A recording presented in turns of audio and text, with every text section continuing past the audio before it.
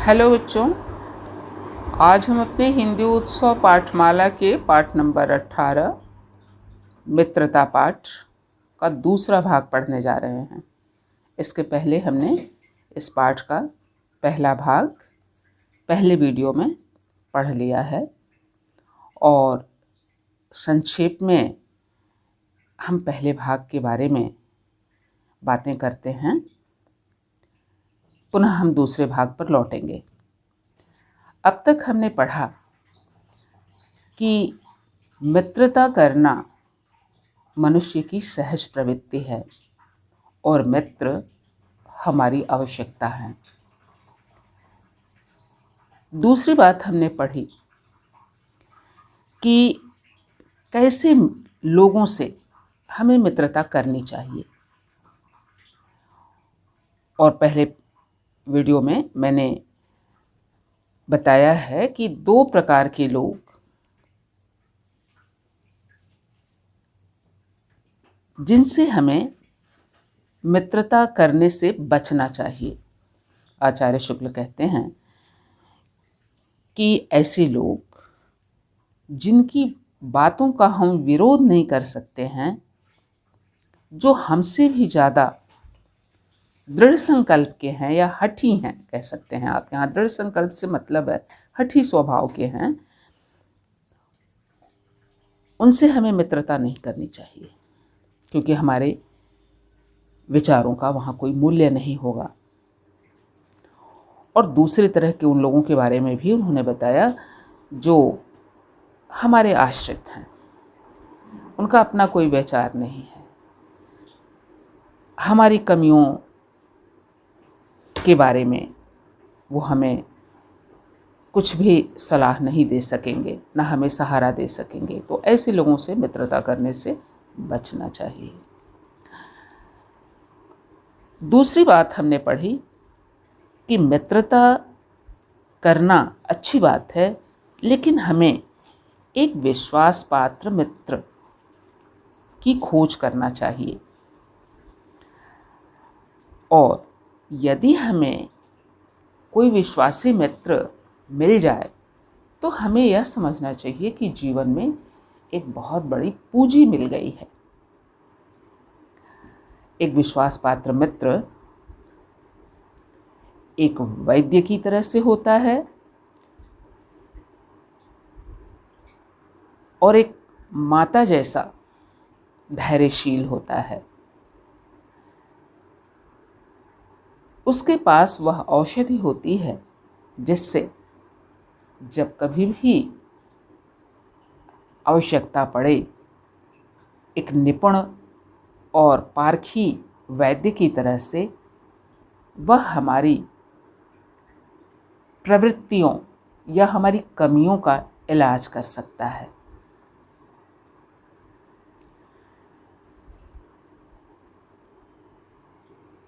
तीसरी बात जो हमने पाठ में पढ़ी, एक मित्र का क्या कर्तव्य होना चाहिए। तो एक अच्छे मित्र का कर्तव्य होना चाहिए कि वह हमें उच्च और महान कार्यों में सहायता दे, हमारे मनोबल को बढ़ाए और हमें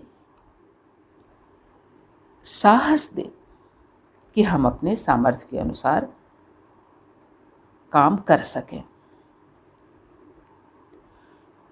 बच्चों, चौथी बात जो आचार्य शुक्ल ने बताई, जिसे हमने पहले भाग में पढ़ा, कि सुग्रीव और राम की मित्रता एक आदर्श मित्रता थी। इस मित्रता को हमें जानना चाहिए, इससे सीख लेनी चाहिए और मित्र बनाते समय इन आदर्शों का ध्यान रखना चाहिए। वे कहते हैं कि सुग्रीव ने राम से इसलिए मित्रता की क्योंकि उसे यह बात समझ में आई कि राम सिर्फ एक प्रतिष्ठित व्यक्ति नहीं हैं, बल्कि शुद्ध हृदय के हैं, मृदुल और पुरुषार्थी हैं, शिष्ट और सत्यनिष्ठ हैं। उनके भरोसे हम अपने आप को छोड़ सकते हैं। लेखक कहते हैं कि ऐसे व्यक्ति से मित्रता करके, ऐसे व्यक्ति पर या ऐसे मित्र पर विश्वास करके हमें धोखा खाने की संभावना नहीं रहेगी। तो अब तक के पाठ में बच्चों हमने ये चीज़ें पढ़ी थीं और आगे अब हम पढ़ने जा रहे हैं कि एक अच्छे मित्र के लिए जो जो नियम या जो जो बातें हमें सोचनी चाहिए, लगभग वही बातें हमारी जान पहचान वालों के संबंध में भी आती हैं। हमारे जान पहचान वाले मित्र जैसे तो नहीं हो सकते हैं, लेकिन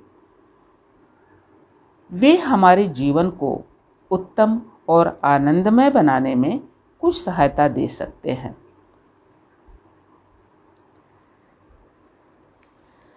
तो बच्चों, आगे के पाठ में हम ये देखेंगे कि जान पहचान के लोग और पड़ोसियों को कैसा होना चाहिए। अगर वे बताए गए नियमों पर खरे उतरते हैं तब तो वो हमारे लिए अच्छे हैं, अन्यथा इनसे हमें दूर रहना चाहिए। साथ ही पाठ में हम यह भी पढ़ेंगे कि कुसंगत का दुष्प्रभाव बहुत ही बुरा होता है और हमें कुसंगत से बचने की कोशिश करनी चाहिए। तो बच्चों, पाठ शुरू करते हैं। लेखक कहते हैं कि मनुष्य का जीवन थोड़ा है, उसकी सांसें गिनी हुई हैं। ईश्वर ने उसे एक निश्चित जीवन देकर भेजा है। इस जीवन को या जीवन में जो हमें समय मिला है, इस समय को हमें खोना नहीं चाहिए, नष्ट नहीं करना चाहिए। अगर हमारी कोई जान पहचान वाले क, ख अथवा ग नाम के व्यक्ति हैं और ये हमारे जान पहचान वाले हमसे कोई बुद्धिमानी की बात नहीं करते हैं, हमारे पहचान के तो हैं लेकिन हमसे समझदारी की बात नहीं करते हैं, कभी हंसी विनोद की बात नहीं करते हैं, हल्की फुल्की बातें जिसे सुनने के बाद मनुष्य का मन हल्का हो जाता है, उन्हें हम विनोद की बात कह सकते हैं। और हमारी जान पहचान वाले यदि हमें कोई अच्छी बात नहीं बतला सकते हैं, ऐसे जान पहचान वाले जो समय पड़ने पर हमारे साथ सहानुभूति नहीं रखते हैं, दुख पड़ने पर हमें ढाढ़स या धैर्य नहीं बंधा सकते हैं। अगर कभी हम किसी आनंद और उत्सव या खुशी मना रहे हैं तो उसमें वे शामिल नहीं होना चाहते हैं, और कभी अगर हमसे कोई गलती हो रही है तो हमें हमारे कर्तव्य का ध्यान नहीं दिलाते हैं। लेखक कहते हैं कि ऐसे जान पहचान वालों से ईश्वर हमें दूर रखे। हमें अवश्य ही ऐसी जान पहचान वालों से दूर रहना चाहिए जो न तो बुद्धिमान हैं या न तो बुद्धिमानी की बात करते हैं, न तो वो कभी सामने मिलने पर हमसे हल्की फुल्की बातें, मनोविनोद की बातें करके हमारे मन को तसल्ली नहीं देते हैं, हमें दुख के समय सहानुभूति नहीं दे सकते हैं और सुख के समय हमारे आनंद में शामिल नहीं हो सकते हैं। कभी कोई गलती अगर हमसे हो रही है तो हमें कर्तव्य का बोध नहीं करा सकते हैं। ऐसे लोगों से हमें जान पहचान रखने की कोई आवश्यकता नहीं है। ऐसे लोग जान पहचान के ना हों, ऐसे लोगों से जान पहचान ना हो, वही अच्छा है। पुनः लेखक कहते हैं कि जान पहचान बढ़ाना आज के समय में कोई बड़ी बात नहीं है। कुछ समय ऐसे होते हैं जब हम किसी भी व्यक्ति को, आसपास के लोगों को, पहचान वालों को बुला सकते हैं। जैसे हमें थिएटर जाना है या किसी उत्सव में जाना है, नाच रंग में जाना है, मतलब जहाँ पर नृत्य है, गायन है, इस तरह का कोई मनोरंजन का कार्यक्रम हो रहा है, वहाँ जाना हो, किसी सैर सपाटे पर जाना हो, या हम किसी भोजन पर के निमंत्रण में, भोजन के निमंत्रण में, पार्टी में मतलब जा रहे हों, ऐसी जगह पर हम अपने जान पहचान के लोगों को बुलाएंगे तो कुछ लोग आ सकते हैं हमारे साथ। तो इस तरह से हमारी जान पहचान तो बहुत से लोगों से बढ़ जाती है। लेखक कहते हैं कि ऐसे लोगों से जान पहचान होने पर हमें कोई लाभ नहीं होने वाला है, लेकिन अगर ऐसे लोग कभी हमारा कोई भेद जानकर हमें नुकसान पहुंचाना चाहें तो हमें नुकसान पहुंचा सकते हैं। इसलिए बहुत पहचान बनाना और पहचान बनाने के बाद उनका विश्वास करना, ये ठीक नहीं है। इस बात की आशा हमें नहीं रखनी चाहिए कि इनसे हमें लाभ होगा, हानि नहीं हो सकती है। लाभ तो नहीं ही होगा और नुकसान की संभावना, हानि की संभावना बराबर बराबर है, नहीं भी हो सकती है हानि। जो लोग हमारे साथ सैर सपाटे पर जा रहे हैं, भोजन की पार्टी में आ रहे हैं या थिएटर जा रहे हैं, लेकिन ऐसे लोग अगर चाहें तो नुकसान भी पहुंचा सकते हैं। इसलिए ऐसे लोगों से हमें सतर्क रहना चाहिए। ये तो रही जान पहचान वालों के लिए बात। आगे लेखक कहते हैं कि हमें बुरे लोगों का साथ तो बिल्कुल ही नहीं करना चाहिए। जो स्वभाव से, आदतों से बुरे लोग हैं, ऐसे लोगों की संगत को कुसंग कहते हैं। और ऐसे लोगों का साथ करना इतना भयानक है जैसे व्यक्ति ज्वर से पीड़ित हो जाए, उच्च तापमान शरीर का बन जाए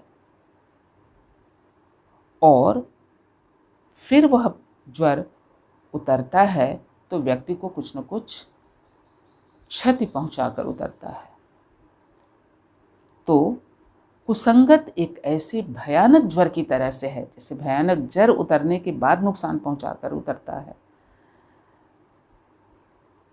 वैसे ही बुरे लोगों का साथ हमारे लिए बहुत ही नुकसानदायक होता है। वह हमारी नीतियों का, हमारी सद्वृत्ति का, हमारे जो अच्छे वृत्ति विचार हैं, हमारी अच्छी सोच है, हमारे जो अच्छे आचार विचार हैं, नियम हैं, उनका तो सर्वनाश कर ही देता है। साथ में हमारी बुद्धि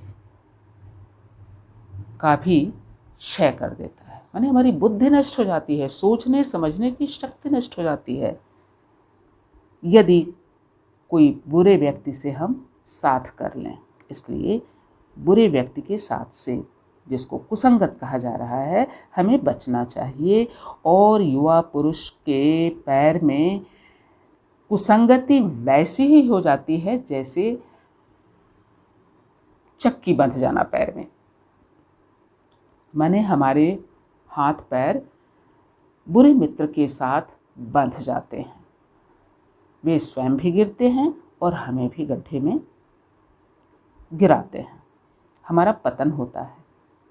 उन्नति का रास्ता तो बिल्कुल बंद ही हो जाता है।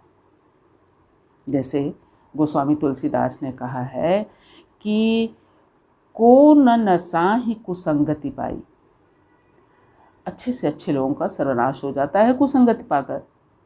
और सठ सुधर ही सतसंगति पाई। दूसरी जगह वो कहते हैं कि अगर कोई दुष्ट व्यक्ति भी है तो अच्छी संगत में सुधर जाता है, अच्छे लोगों की संगत का प्रभाव उस पर पड़ता है, वो हो सकता है कि दुष्ट व्यक्ति अच्छा बन जाए, अपने बुरे संस्कारों को छोड़ दे।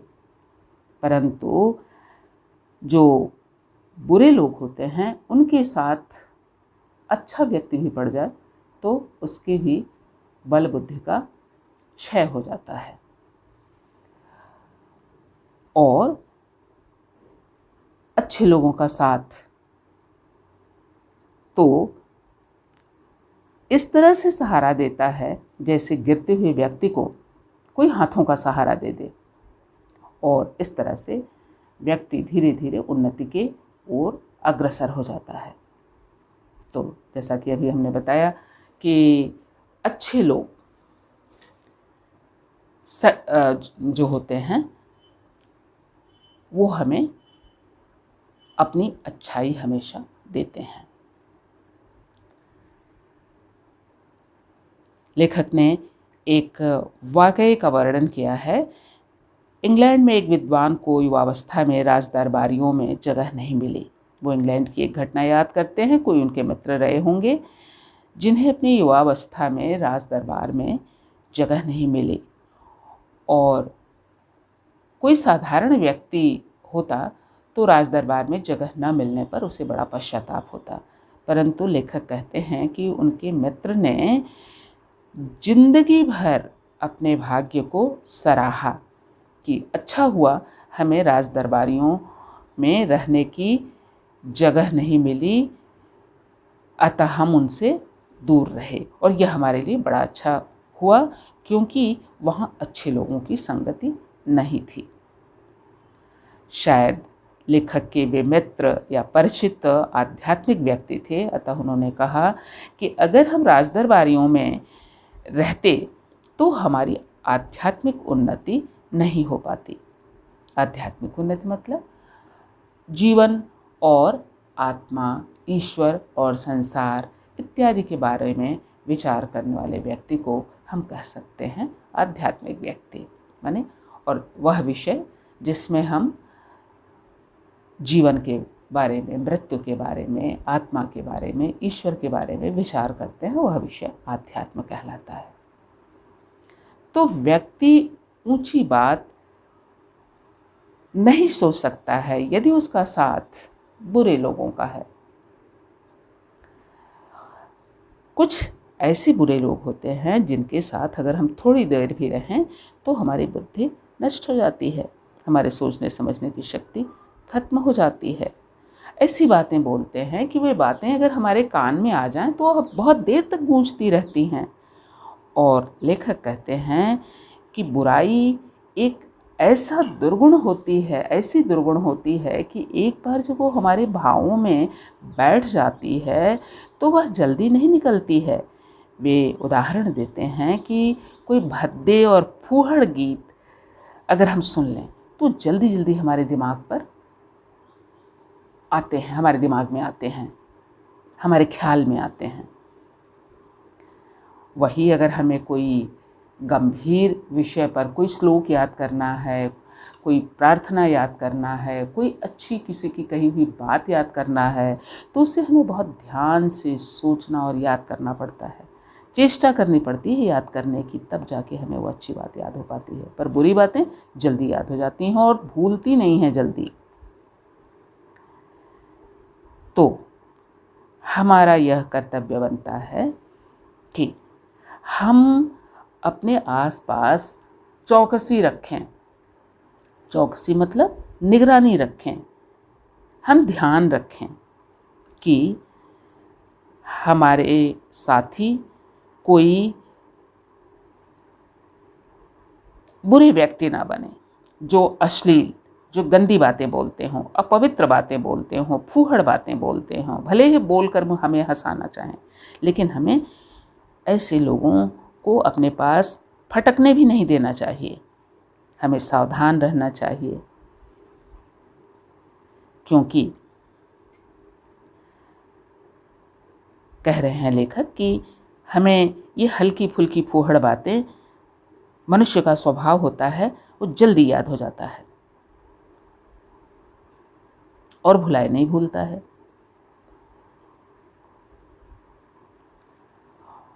लेखक कहते हैं कि मनुष्य जब एक बार कीचड़ में पैर डाल देता है, गंदी जगह चला जाता है, और फिर धीरे धीरे गंदगी की उसको आदत बन जाती है। उस गंदगी के प्रति उसके मन में जो घृणा का भाव होना चाहिए या जो होता है वो भी धीरे धीरे कम हो जाता है, यानी गंदगी को अपना लेता है।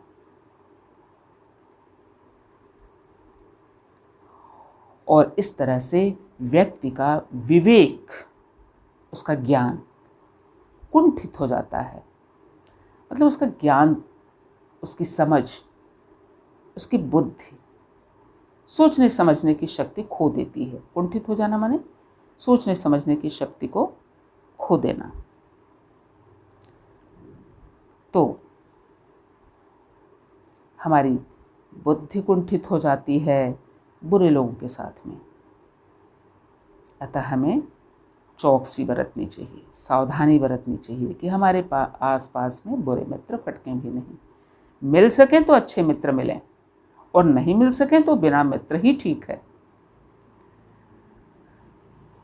हमें बुराई का भक्त नहीं बनना है, मतलब हमें बुराई को नहीं अपनाना है। किसी बुरे मित्र की मित्रता हमें नहीं चाहिए, नहीं करनी है मित्रता। भक्त बनना मतलब बुरे व्यक्ति की मित्रता हमें नहीं चाहिए, उसकी कृपा भी नहीं चाहिए।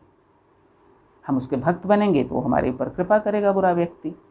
तो न तो हमें बुरे व्यक्ति को प्रेम करना चाहिए, भक्त बनना माने बुरे व्यक्ति को प्रेम करना, उसके प्रभाव में आना, न हमें वैसा होना चाहिए, और न तो हमें बुराई को धारण करना चाहिए।